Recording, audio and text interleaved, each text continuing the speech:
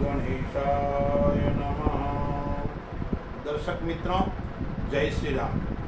नवंबर 2025 कर्क राशि वालों के लिए कैसा रहेगा, आइए हम विचार करते हैं। दर्शक मित्रों, कर्क राशि का स्वामी है वो चंद्रमा है, और कर्क राशि वाले जो जातक होते हैं वो कर्म के अंदर विश्वास करने वाले होते हैं, बलवान होते हैं, लेकिन मनोविकारी होते हैं। उसके कारण कभी कभी जिद्दी और अठवादी भी हो जाते हैं। ऐसे व्यक्तियों के लिए ये नवंबर माह कैसा रहेगा, आइए पहले हम विचार करते हैं कि इस माह के अंदर कर्क राशि वालों के लिए कौन सी तारीख खराब है। मैं जो आपको तारीख बता रहा हूँ वो तारीख आपके लिए खराब रहेगी, थोड़ा ध्यान आपको रखना पड़ेगा।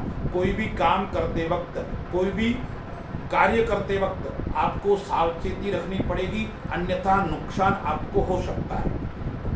इस माह की 8, 9, 10, 17, 18, 19, 27, 28 एवं 29 तारीख कर्क राशि वालों के लिए खराब रहेगी। अब हम विचार करते हैं ग्रहों के ऊपर।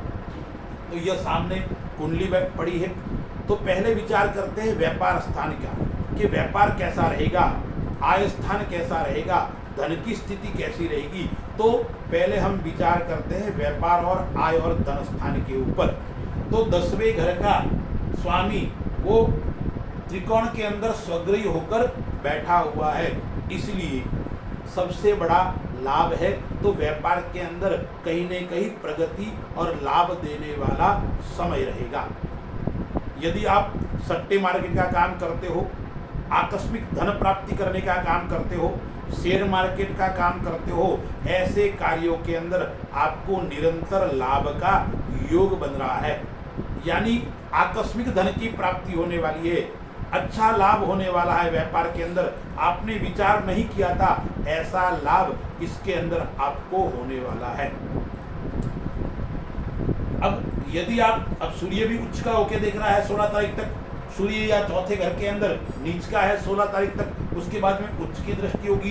गुरु की भाग्य स्थान के अंदर स्वगृही दृष्टि होती है, तो भाग्य भी आपका साथ देगा। कर्क राशि वालों को निरंतर आपकी प्रगति बनी रहेगी, लेकिन एक बात का आपको विशेष ध्यान रखना है। कौन सी बात का ध्यान रखना है? निर्णय लेते वक्त आपको गलत निर्णय नहीं लेना है, क्योंकि निर्णय लेने में आप उतावलापन करोगे। इस माह के अंदर आप सोचोगे मैं तुरंत काम कर लूं, तुरंत निर्णय ले लूं, वो आपके लिए कहीं न कहीं नुकसानदेह हो सकता है।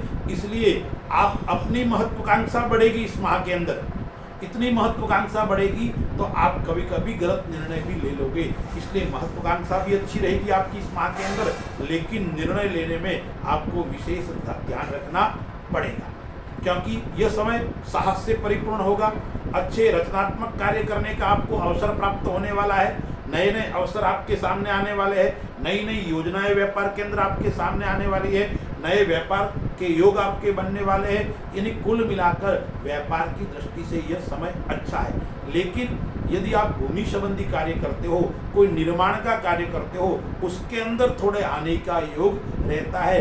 यानी रियल एस्टेट का जो व्यक्ति काम करता है, भूमि भवन संबंधी काम करते हो, तो जरूर आपको कहीं न कहीं नुकसान उठाना पड़ सकता है। अन्य सभी प्रकार के व्यापार के अंदर आपको किसी भी प्रकार की चिंता करने की आवश्यकता है। आप तो दौड़ लगाने की आवश्यकता है, दौड़ते रहो, सफलता आपके पीछे पीछे आती रहेगी और नए अवसर आपके सामने खड़े हैं, उनको आपको स्वीकार करने की आवश्यकता है। चाहे शेयर मार्केट हो, चाहे सट्टे बाजारी हो, चाहे सोने चांदी का काम हो, इस प्रकार के काम निरंतर आपको अच्छे मिलेंगे। अब बात रही है नौकरी वाले लोगों के लिए भी यह समय अच्छा है। परिवर्तन का योग है, स्थान परिवर्तन हो सकता है, आपका प्रमोशन हो सकता है, या आप जिस क्षेत्र के अंदर नौकरी करते हो वहाँ आपको मान मिलेगा, सम्मान मिलेगा। यानी आपके पद और प्रतिष्ठा की प्राप्ति होने वाली है। यदि कर्क राशि या कर्क लग्न वाले जातक राजनीतिक क्षेत्र के अंदर काम करते हो, तो भी आपको उसके अंदर सफलता की प्राप्ति होने वाली है, निरंतर प्रगति होने वाली है। यानी राजनीतिक, समाज सेवा, ऐसे कामों के अंदर आपका मान भी बढ़ेगा, आपका सम्मान भी बढ़ेगा और आपकी वाहवाह भी होगी। यदि आप लेखक है, अच्छे कथावाचक है, अच्छे वक्ता है, तो भी ऐसे लोगों के लिए भी यह समय अच्छा, और मन के अंदर सकारात्मक भाव रहेगा, मन के अंदर खुशी रहेगी, मन के अंदर आनंद की अनुभूति रहेगी। लेकिन परिवार के कारण थोड़े आप बेचैन रहेंगे, आपके जीवन साथी को लेकर, आपके संतान को लेकर जरूर आप बेचैनी महसूस करोगे, क्योंकि बच्चे आपकी बात मानेगी नहीं, पत्नी आपकी बात मानेगी नहीं, और उसके कारण बाहर आपका मान सम्मान होगा, लेकिन घर के अंदर आप जरूर परेशान रहेंगे, क्योंकि गुरु की 7वें घर पे दृष्टि है, गुरु की 5वीं दृष्टि है, लेकिन मंगल और बुध साथ में 5वें घर के अंदर बैठा हुआ है, और उसके अंदर बुध वक्री है। अब बुध राशि परिवर्तन करेगा, कब करेगा? 23 तारीख को करेगा, धनु राशि वक्री होकर तुला राशि के अंदर आ जाएगा। तो आप अपने संतान के कारण आप चाहोगे मेरे संतान मेरे अनुसार चले, अनुशासन के अंदर चले, वो चलेगी नहीं, उसके कारण आप बेचैन रहेंगे, आपके जीवन साथी के साथ में आपका मनमुटाव रहेगा, प्रेम के अंदर थोड़ी आपको सफलता नहीं मिलेगी, अपनत्व नहीं रहेगा, आपके जीवन साथी के साथ में आपका लगाव धीरे धीरे कम रहेगा, इसलिए आप जरूर बेचैन रह सकते हैं। अन्यान्य दृष्टि से यह समय आपके लिए उत्तम और श्रेष्ठ है। अब हम संतान की दृष्टि से थोड़ी समस्या आपको रहेगी, संतान आपके कहे अनुसार चलेगी नहीं, और उसके कारण जरूर आप परेशान रहेंगे। शिक्षा की दृष्टि से देखते हैं तो शिक्षा थोड़ी प्रभावित आपकी रहेगी, शिक्षा में इतनी सफलता मिलने वाली नहीं है, विलंब रुकावट आने वाली है। आप कोई परीक्षा दे रहे हैं, कोई प्रतियोगिता दे रहे हैं, उसके अंदर कोई न कोई समस्याओं का सामना आपको करना पड़ेगा, यानी रुकावट, परेशानी, प्रभावित शिक्षा रहेगी, यानी आपका मन नहीं लगना पढ़ाई में, आप एक स्थान पर बैठकर पढ़ाई नहीं कर पाओगे, बार बार आपका मन उच्चाटन होगा, उस प्रकार की समस्या आपको रहेगी। यात्रा की दृष्टि से देखते हैं तो ये समय अच्छा रहने वाला है, आध्यात्मिक यात्रा का योग बन रहा है, पारिवारिक यात्रा का योग भी बन रहा है, यानी परिवार के साथ में घूमना फिरना, ऐसे श्रेष्ठ और उत्तम योग बन रहे हैं, और आध्यात्मिक क्षेत्र से आपका लगाव बढ़ने वाला है, आपका प्रेम बढ़ने वाला आध्यात्मिक क्षेत्र से, यानी आप आध्यात्मिक क्षेत्र में आगे बढ़ने वाले हैं, अच्छे व्यक्ति मिलेंगे, अच्छे गुरु मिलेंगे, आपकी बुद्धि भी तेज रहेगी। अब लग्न के अंदर गुरु उच्च का है, गुरु है वो विद्या का कारक है, अध्यात्म का कारक है, गुरु है वो शिक्षा का कारक है, वो उच्च का है, 5वें घर के ऊपर 9वें घर के ऊपर दृष्टि है, तो आपका भाग्य भी साथ देगा, भाग्य के अंदर निरंतर प्रगति बनी रहेगी, निरंतर आपका चढ़ाव रहेगा, लेकिन उस चढ़ाव के अंदर आपको अपने शब्दों के ऊपर, अपने वाणी के ऊपर संयम जरूर बरतना है, अन्यथा आपकी लापरवाही आपको नुकसानदेह बन सकती है, आपका मन की वाणी के ऊपर कंट्रोल नहीं होगा तो भी आपको कहीं न कहीं परेशानी के अंदर डाल सकती है। अब विचार करते हैं हम पिता की दृष्टि से और माता की यानी परिवार की दृष्टि से। माता का स्वास्थ्य गड़बड़ रहेगा, माता के कारण आप परेशान रहेंगे, हो सकता है माता के साथ में आपके मनमुटाव बढ़ सकते हैं, लेकिन पिता पक्ष आपका अच्छा रहेगा, पिता से आपका लगाव रहेगा, पिता से आपको लाग रहेगा, और पिता का सपोर्ट आपको निरंतर इस माह के अंदर मिलता रहेगा। यदि कोई पैतृक विवाद भी चल रहा है वो भी समाप्त हो सकता है, कोई वाद विवाद कोर्ट कचहरी के अंदर चल रहा है वो भी समाप्त होगा, यानी पिता पक्ष से आपको कहीं न कहीं लाभ होने का योग आ रहा है। अब 8वें घर के अंदर कुंभ राशि के अंदर राहु बैठा हुआ है, तो मैंने कहा ना आकस्मिक लाभ योग हो रहा है, यानी सट्टे आदि में आपको लाभ का योग हो रहा है, तो आपको शेयर मार्केट में काम करना चाहिए। सट्टे आदि का काम करते हो तो थोड़ा सोच विचार कर निरंतर आप करते रहो, आपको कहीं न कहीं लाभ होगा, लेकिन ससुराल पक्ष से आपके मनमुटाव बढ़ सकते हैं। अब देखिए जीवन साथी के साथ में भी मनमुटाव है,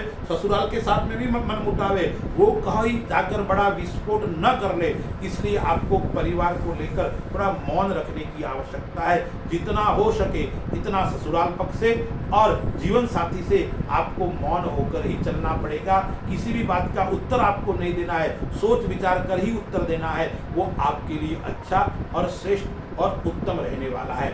इस माह के अंदर आपको नए वाहन का योग हो रहा है, यानी गाड़ी खरीदने का योग भी इस माह के अंदर आ रहा है। नए मकान के अंदर जाने का योग भी आपको आ रहा है, यानी मकान का सुख भी आपको इस माह के अंदर मिलेगा। अब हम बात करते हैं भाई बहन। तो भाई बहन, अब तीसरे स्थान के अंदर शुक्र बैठा हुआ है और शुक्र है वो नीच का है, लेकिन 2 तारीख तक शुक्र है। उसके बाद में शुक्र 3 राशि में जा रहा है, कन्या राशि में भी जा रहा है, फिर तुला राशि के अंदर शुक्र जाएगा 26 तारीख को और रहेगा, फिर वृश्चिक राशि में रहेगा, यानी 3 राशि को स्पर्श कर रहा है शुक्र। तो शुक्र स्वग्रही होकर यहाँ आ जाएगा और यहाँ पे 2 तारीख तक नीच का होके बैठा हुआ है। तो भाई बहन से जरूर थोड़ा मनमुटाव आपको देखने को मिल सकता है, लेकिन ज़्यादा समस्या नहीं रहेगी। एक आपको मित्रता, यानी मित्रों के साथ में आपका व्यवहार अच्छा रहेगा, लेकिन मित्र आपका उपयोग करेंगे, मित्रों से आपको लाभ रहने वाला नहीं है। मित्र आपके धन का फायदा उठाएंगे, मित्र आपके काम का फायदा उठाएंगे, इसलिए मित्रता से थोड़ी सावधानी आपको जरूर रखनी है। अब हम स्वास्थ्य की दृष्टि से देखते हैं। तो स्वास्थ्य की दृष्टि से आपको 2-3 चीज का विशेष ध्यान रखना है। एक तो आपका मानसिक तनाव आपको परेशान कर सकता है, वो किसके कारण? परिवार के कारण। इसलिए मानसिक बेचैनी, मानसिक तनाव, मन में थकावट, मन में आलस्य, यह इस माह के अंदर आपके ऊपर थोड़ा हावी रहेगा। उसके कारण आप आलस्य में रहेंगे, नींद न आना, नींद के अंदर आपको परेशानी होना, गलत सपने आना, बुरे विचार आना, उस प्रकार का मानसिक तनाव जरूर इसके माह के अंदर रहेगा। दूसरी बड़ी बीमारी का योग नहीं है, एक छोटी मोटी विशेष आपको ध्यान रखना है। मौसमी बीमारी, जुकाम, खांसी, बुखार, वायरल, इस प्रकार की परेशानी जरूर आपको हो सकती है। दूसरा है आपको ऋण लेने का योग भी आ रहा है और ऋण चुकाने का योग भी इस माह के अंदर आ रहा है, यानी आप धन ले सकते हो किसी से उधार आप, या धन देने का योग भी आपने किसी से लिया है तो चुकाने का योग भी आपको इस माह के अंदर आ रहा है।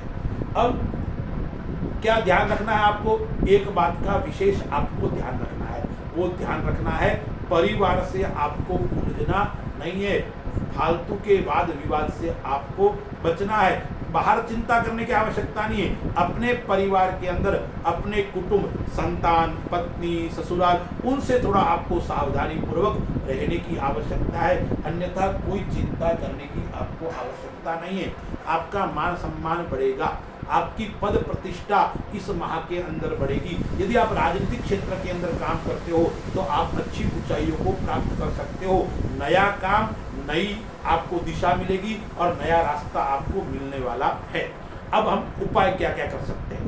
कर्क राशि वालों को सबसे श्रेष्ठ उपाय में आपको बताना है, भगवान शिव का पूजन करना है, भगवान भोलेनाथ का पूजन करना है। करना कैसा है?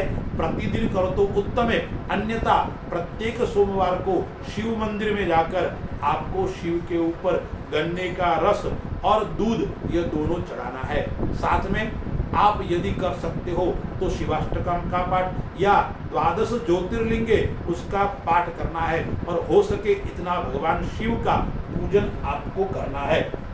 और प्रतिदिन सूर्य भगवान को जल चढ़ाना है और ओम गृणी सूर्याय नमः इस मंत्र का आपको जाप करना है।